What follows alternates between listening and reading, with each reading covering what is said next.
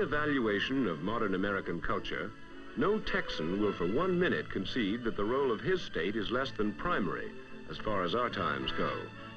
If he is a citizen of Houston, he will point with pride to his city's Museum of Fine Arts and its handsome new addition, Cullinan Hall, designed by the famed Mies van der Rohe. For many, the museum is as much a vital part of Houston as is the vast new Aerospace Exploration Center, or the port, third busiest of the United States.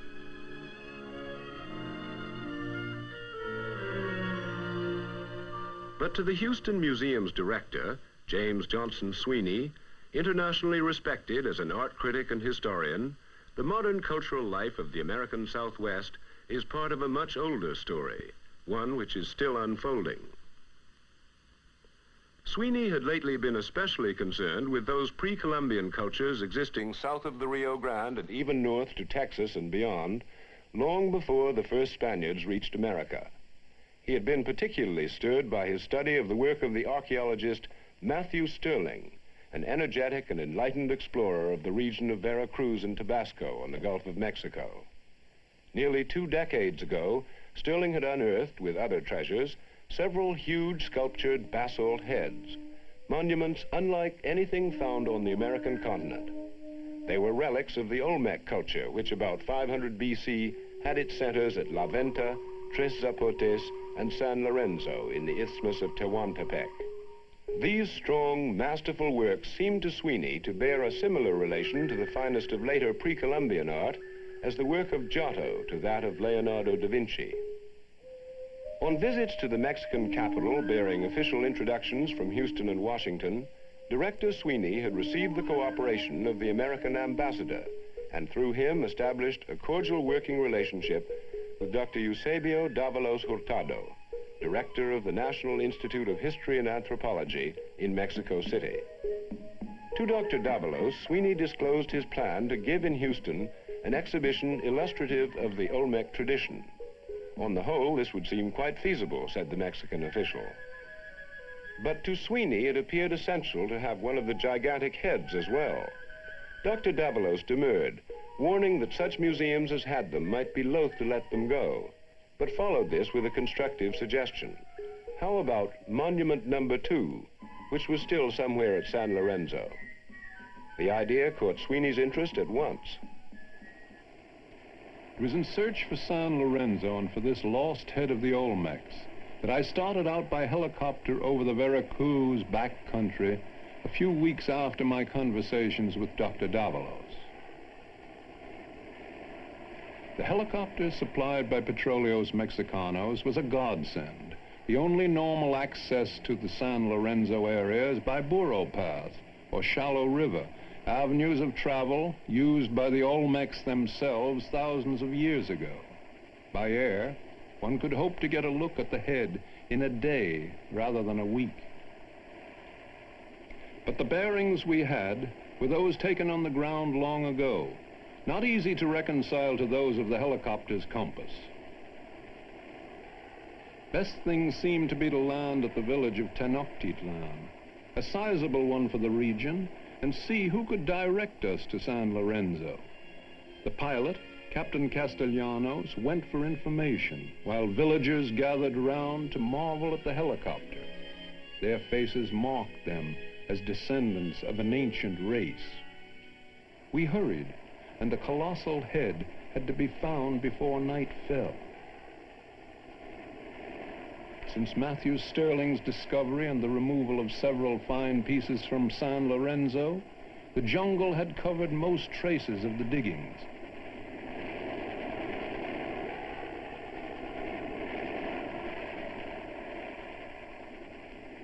For a while, our search of the scrubby and featureless undergrowth seemed fruitless. Then Castellanos suddenly spotted it, San Lorenzo number 2, as it had been listed by Stirling, lying peacefully on its side in a deep depression overgrown with rushes, weeds, and tropical grasses. This was actually the first head to have been discovered at San Lorenzo. For centuries, it had lain buried under a footpath on the heights south of Tenochtitlan. Then one of Stirling's guides noticed a peculiar stone outcrop and scraped it clear. to reveal a gigantic sculptured eye. We found a place to set down the helicopter in a clearing a couple of 100 yards away. It was impossible to get closer because of high brush and uneven ground which obstructed our landing. As I climbed out of the helicopter, I was struck with the thought of how thoroughly time had obliterated the settlement which once stood on this spot. Yet the Olmec had been one of the great cultures of world history. Before the birth of Christ, it had developed a numerical system and a calendar not equaled in Europe until the Renaissance. Now its broad plazas and ceremonial pyramids were gone, and all that we had to remind us of this dead civilization were some mounds, some shards, and some great pieces of sculpture, one of which I had just glimpsed from the air. I set off in the direction I thought was the right one. The other heads Sterling discovered here at San Lorenzo had been widely scattered. Whoever conquered this site and the rest of what must have been a federation of Olmec cities in about 300 AD not only raised buildings, but took the trouble to roll the great monuments into ravines and gullies. It soon became clear to me that I'd lost my bearings, and that the head, in its depression, was probably invisible from any distance at ground level.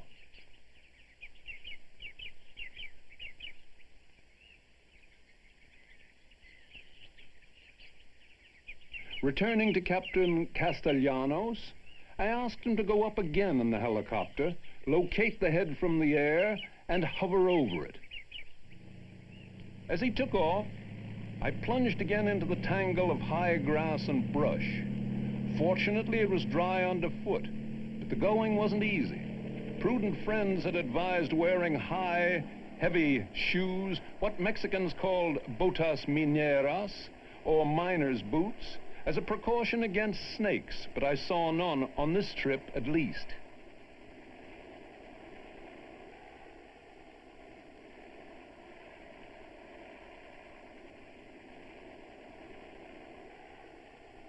I kept an eye on the helicopter. Castellanos seemed to have spotted the head again and was circling a spot not 100 yards off. What a scraggy, desolate jungle this was. I pressed on through the high grass with the helicopter as a guide, yet no sign of the head. Then I was standing on the brink of a pit, and at the bottom there it was. It was difficult not to be moved by the sight of this gigantic sculpture, 2,000 years old, yet recognizable at a glance as one of the masterpieces of world art. A single block of basaltic granite had been sculptured by some artist of the Olmec era, or perhaps by a whole group of stonecutters working under the guidance of a native Michelangelo in what might have been a portrait of a living man or an anthropomorphic representation of a god. How had it been worked without metal tools? By axes of obsidian or by rubbing of stone on stone, no doubt. What toil, what patience, what religious fervor, and above all, what creative energy it represented.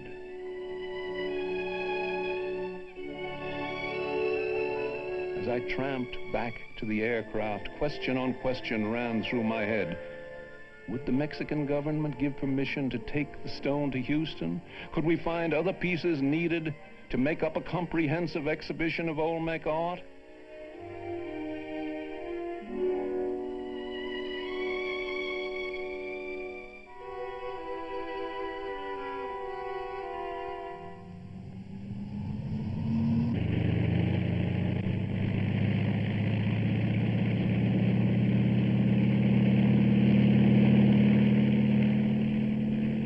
Thus began, on a note of hopeful excitement, a year of negotiations and work as interesting as it was involved.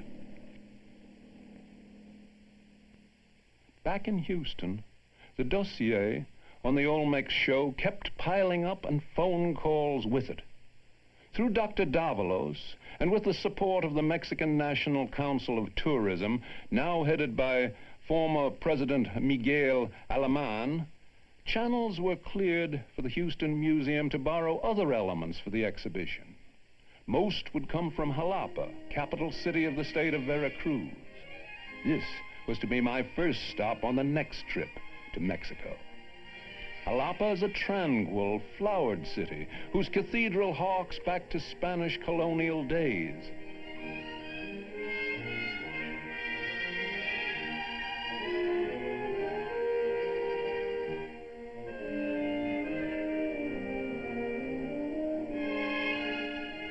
Its university is modern in spirit and in architecture. On the edge of town is the University Museum, which proudly displays on its lawn 3 of the original San Lorenzo heads. Presiding over the museum's fine general collection of pre-Columbian art is Dr. Alfonso Medellin Zainil, one of Mexico's most brilliant younger anthropologists. We discussed some of the aspects of the La Venta style, and I explained to Dr. Medellin why it seemed to me particularly appropriate to give in Houston an exhibition devoted especially to it. This style of the Olmecs, with its broad treatment and simple symbology, based mainly on anthropomorphic representations of the jaguar, emerged early in Central America and influenced all that followed it. It is especially attractive to 20th century eyes because of its strength, clarity, and ample forms. Some of the larger pieces, including pillars and superb stelae, are permanently set up on display in Jalapa's museum garden.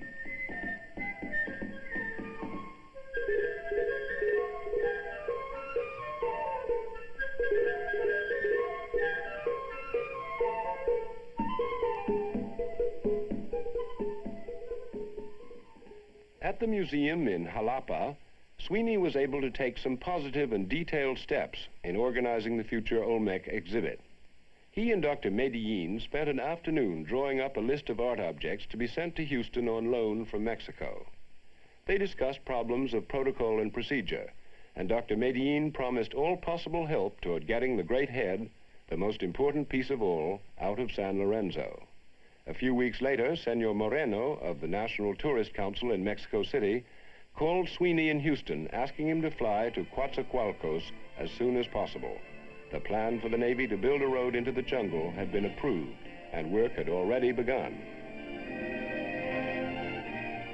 Coatzacoalcos from the air is a small but busy port on the Gulf of Mexico. Known also as Puerto Mexico, it was, prior to the building of the Panama Canal, a great railroad shipping point for the traffic across the Isthmus of Tehuantepec. In the old days, 50 freight trains a day left Puerto Mexico for the Pacific terminal at Salina Cruz. Today, Coatzacoalcos is an oil, lumber, and sulfur exporting center, sharing in the wealth of modern Mexico's industrial expansion.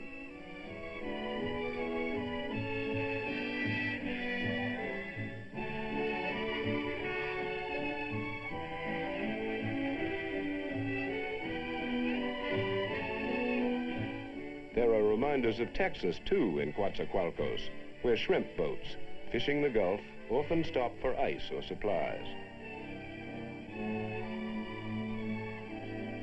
Despite its modern aspects, however, the city has much of the grace of a vanished era. The pace of life is refreshing in its leisureliness to anyone tired of the more hurried tempo of northern cities.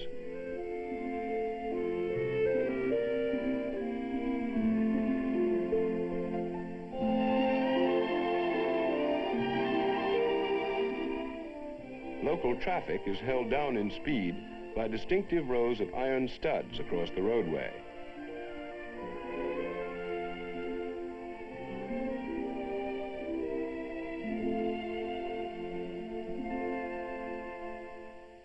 But Sweeney's schedule was full. There wasn't much time for relaxation. His first call was on the delegate of Mexican tourism. Senor Moreno, in Mexico City, had referred him to the local representative, Don Ramon Figueroa Ruiz, who was to serve as coordinator, chief of protocol, and liaison officer with the several organizations involved in building the road and transporting the head. From Don Ramon, Sweeney was surprised and happy to learn that the early stages of the road work were already well advanced, and that the National Oil Trust, Petróleos Mexicanos, or Pemex, which had made available the helicopter Sweeney had used in his initial search for the head, was cooperating fully and providing both air and overland transport for the operation.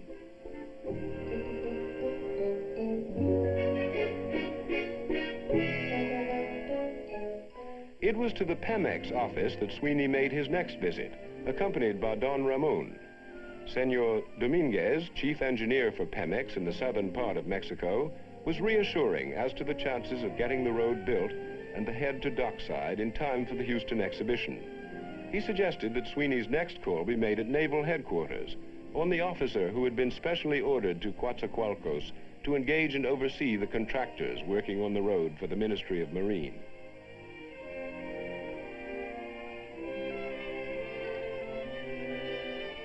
He proved to be Captain Maria Rivas Sanz, an amiable and imperturbable four-striper, as much at home in the jungle as on the sea.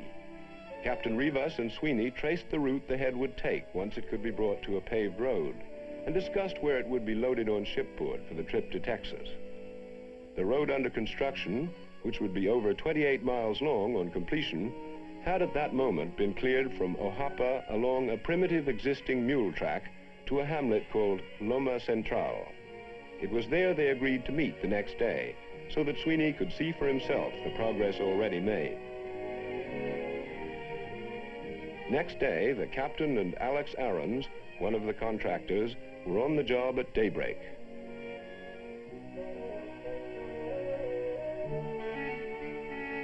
A bulldozer had been brought up, and a large gang of workers stood by to pursue the operation. At Loma Central, they were joined by Dr. Medellin, and together they checked the final tracing of the road. The problem was to get the head from San Lorenzo to Ojapa, which lies on the highway leading to Coatzacoalcos, by the surest, quickest route.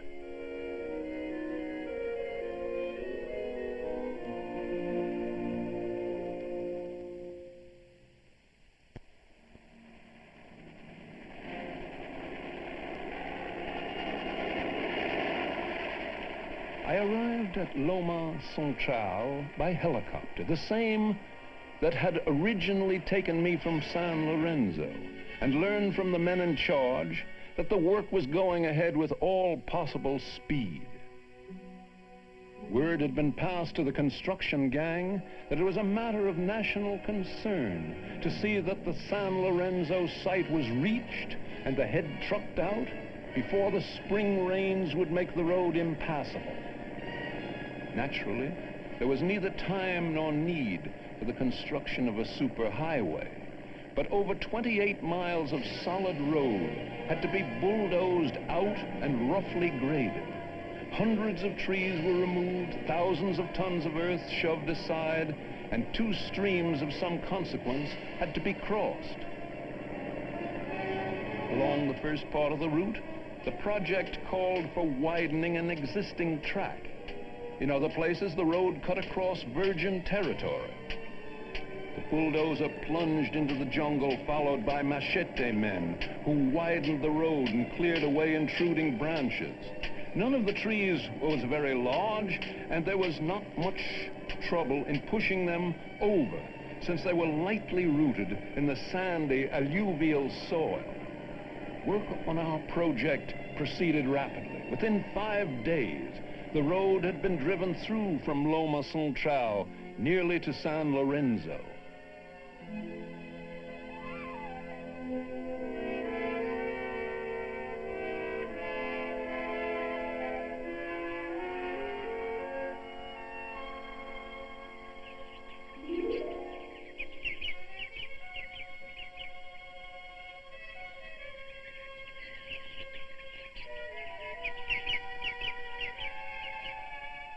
Finally, San Lorenzo itself, silent for so many years, heard the growl of the invading bulldozer coming to rouse an Olmec head from its long, untroubled sleep. It was hard to tell exactly how much this big piece of granite weighed, but to drag it from its hole would be a considerable problem. The first step was to lower the ground around it, grading it to a level slightly below that of the head. The bulldozer accomplished this quickly. There was also handwork to be done, and laborers with machete and picks set to work in what must have been Stirling's original excavation. Care had to be taken not to strike and scar the priceless piece of basalt. Yet the workers pressed on as rapidly as possible, fearing that a sudden cloudburst might turn the diggings into a sea of mud. The gang foreman and one of the contractors watched anxiously as the hard job of disengagement proceeded.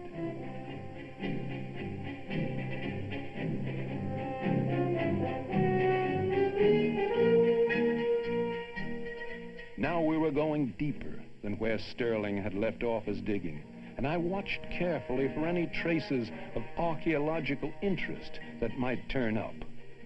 A snake, stirred from its den, was killed on the spot, but a turtle was spared to become a child's pet. Then I spotted something else that looked interesting. Among the debris, some shards, possibly of the same epoch as the head itself. Finally, the excavation was completed, and chains were dragged down to be placed around the head and attached to the winch on the bulldozer. Dr. Medellin was as concerned as if this were an operation on a child of his. Every care was taken not to scar the granite. Old tires proved to be very effective cushions, but getting them into place was something of a problem.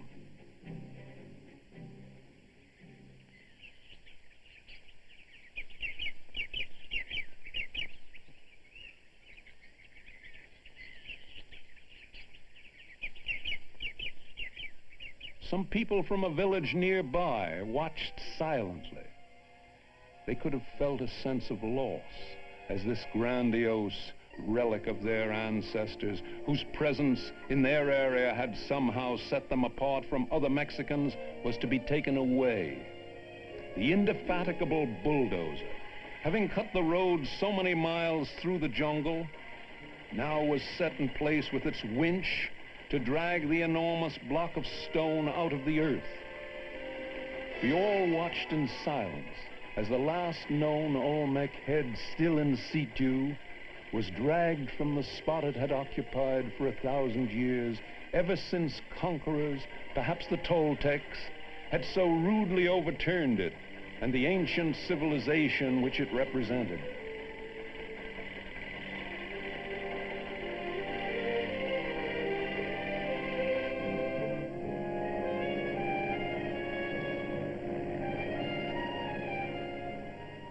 I finally had a chance to take some accurate measurements.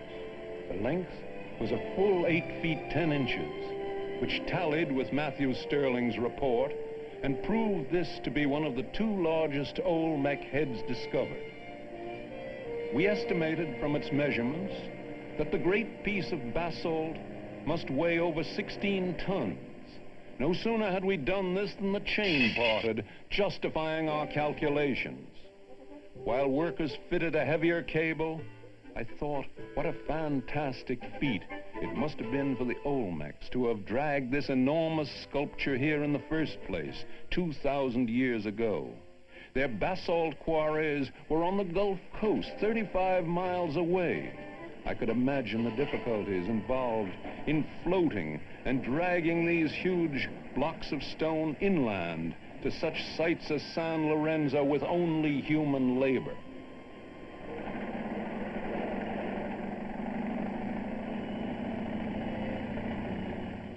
At last we got underway with our cargo securely tied on its truck. But night was falling, so we decided to park till daybreak just outside the village of Tenochtitlan, where we had landed our helicopter for directions during the original search. Next morning there was another delay. Much of the unsurfaced road ahead would be muddy, and the engineers decided it would be wise to shift the head forward along the trailer to bring more weight to bear on the drive wheels of the tractor. This seemed a most tedious process, for we were all anxious to get going, back to Coatzacoalcos with our prize. Finally, our little caravan did get on its way. We had 2 trucks, one supplied by the contractor, the other by Pemex. This proved fortunate because within 5 miles, the weight of the head had bogged down its truck at the first of a series of obstacles. Since the road was only roughly graded and passed through some rugged jungle country, there were numerous delays, and the loamy earth of the road surface didn't provide good traction for rubber tires. Many times the vehicles had to be hitched in tandem to get up some particularly steep hill, through some bad rut, or round a dust pit on the route.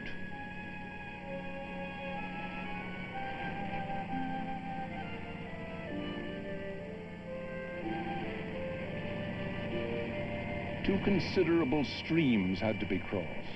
Despite the fact that this was the dry season, our engineers, Aarons and Versteeg, had taken the precaution of reinforcing the shallow bottom of the first stream, and the plan was to ford it at some speed to avoid bogging down. Even then, slippery banks trapped the loaded truck, and again the standby vehicle hauled it out.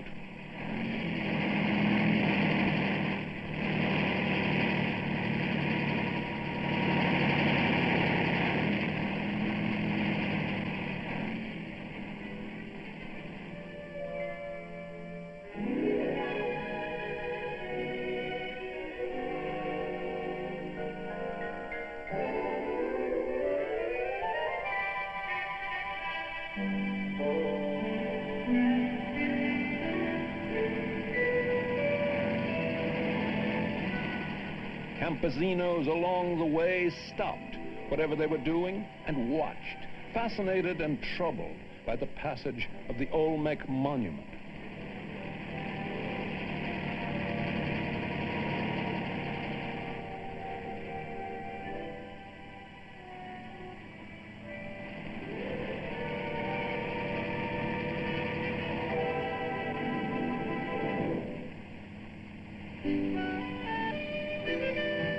The going got easier as we drove along the last miles of the dirt road, the section which had been widened from an existing trail.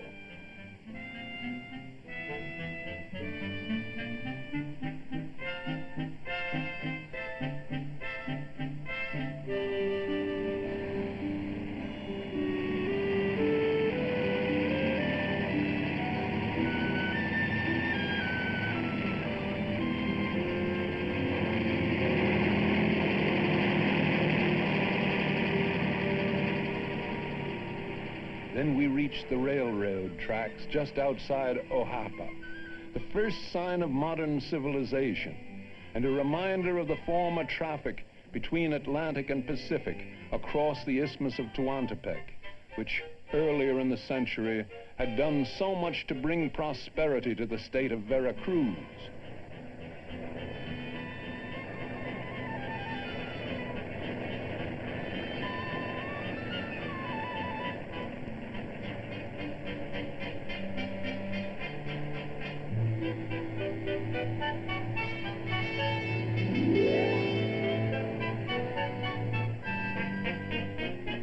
Narrow bridge leading to Ojapa had been specially reinforced, but our Dutch and German engineers, with their North European efficiency, had left only a very narrow margin for error in judging its width.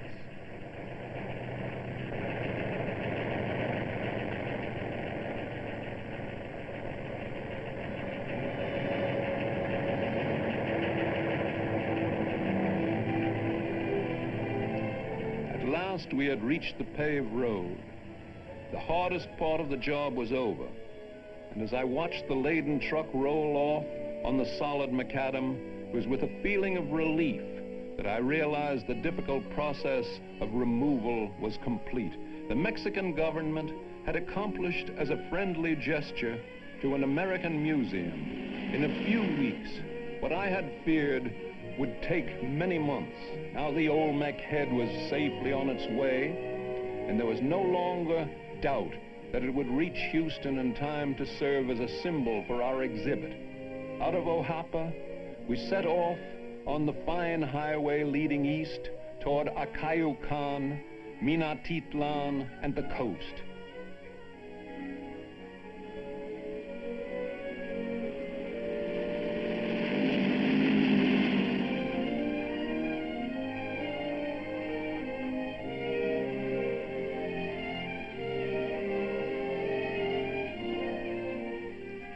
Three hours after reaching the paved highway, our caravan rolled into the familiar outskirts of Coatzacoalcos.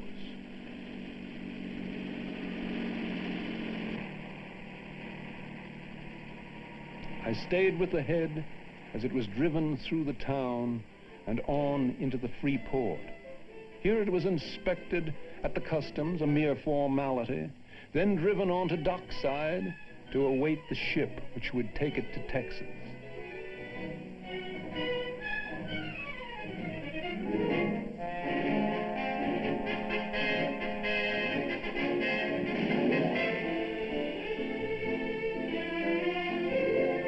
After making some final arrangements with the contractor, Versteeg, I looked the head over for the last time before hurrying back to Houston to complete final preparations for the exhibition. 2 weeks later, the Mexican freighter Monterey, bearing the great head, steamed into the harbor at Houston.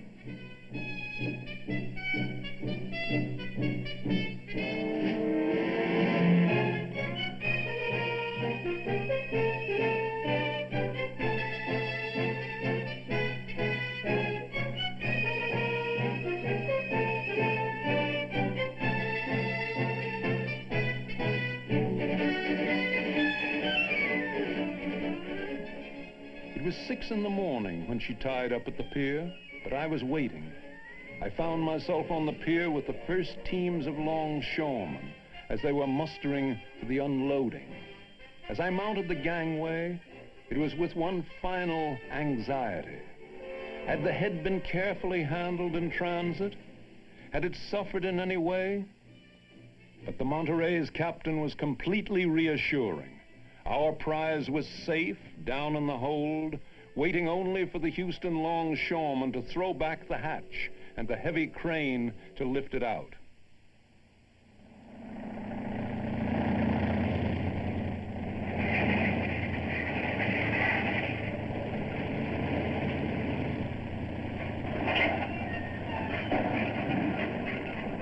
When the head was lifted into sight, I was gratified to notice that after my departure from Coatzacoalcos, contractor Versteeg had it crated for shipment in a well-constructed cradle of steel and wood. I made a mental note to have this cradle stored at the museum against the day when we would ship the head back to Mexico. The removal of the monument from the hold of the ship reminded me of the time a few weeks before when we dragged it out of its hole in San Lorenzo. But the ease with which the dockside crane swung it over the side in its cradle contrasted sharply with the difficulties we had had with a small winch, parting chains, and only tires for protection. The newspapers and television were on hand, of course. Then the truck started out for the museum, bearing along with the head several other smaller crated Olmec pieces, all from Dr. Medellin's museum in Jalapa.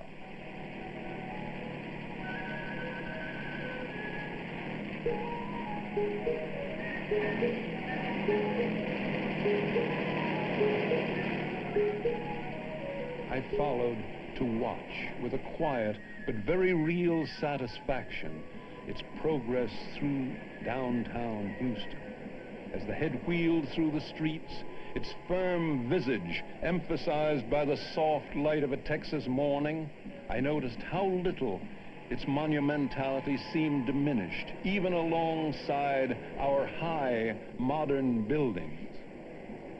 The journey was over, the journey which had brought our prize from the jungles of San Lorenzo to the lawn in front of Cullinan Hall, where it would look sternly out on Houston as it had once looked out on a vanished Olmec sanctuary a millennium before. Appropriately, an operator of Indian descent worked the levers of the great crane, lowering the head onto its specially prepared pedestal in front of the museum. How fitting it was that this splendid symbol of an ancient civilization should be juxtaposed with a symbol of our modern one, Mies van der Rohe's Cullinan Hall. Each stood as a testimony to, and as a kind of culmination of, man's enduring need to impress his image and his art on the inanimate and the material.